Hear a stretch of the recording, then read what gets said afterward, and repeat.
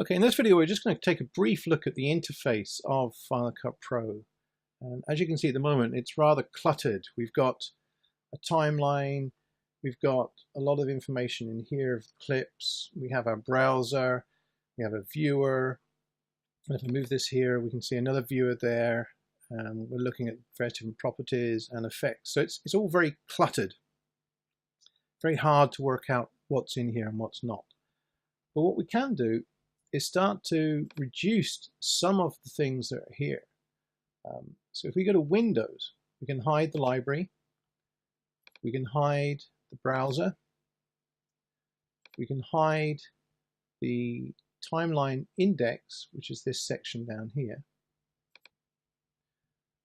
We can then hide the inspector, and we're left with a reasonably clear, uncluttered workplace, which just shows the timeline here and the viewer up here, which once was called the canvas.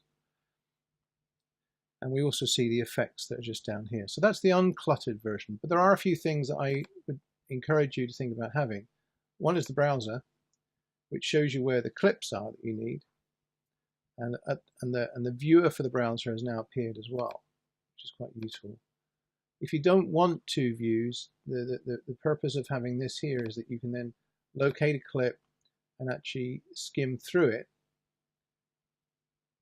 and it will allow you to see what's happening up here, and in this viewer here it allows you to preview the clip that you want to actually edit. Now there are other things that we can also do as well. This clip is the 00118.mts, which has been shot on a Sony camera. We can see a preview of it here. You can see a little orange mark down here. So I'm just going to change some of those. We can actually, we've got the clip name there, so we can hide some of those things as well. Hide and hide skimming info. Again, that makes it very basic, but let's have a look at what some of these things actually allow us to do. The clip name is quite important because it allows you to then see that what you're actually looking at here matches what's in the little browser here. You can see that there. What you can also see, which would be useful, is the waveform. So you can see if there's any sound. Now this is good because you can actually locate an area where there's no sound because there's no waveform just here.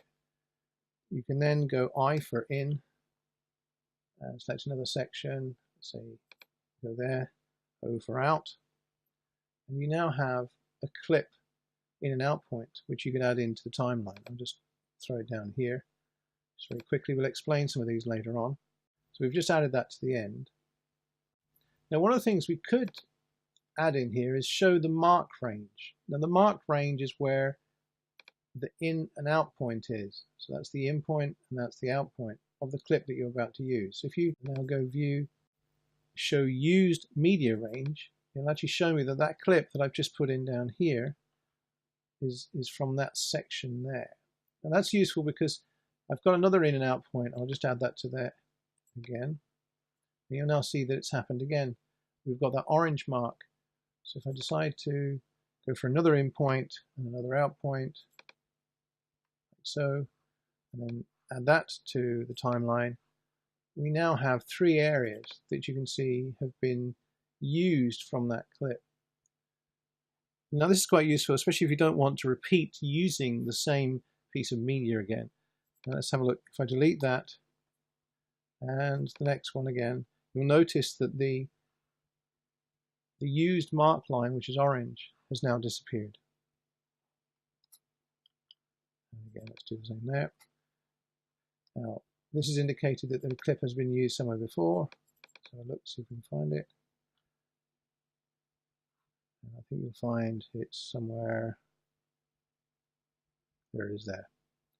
So actually, that's the clip just there.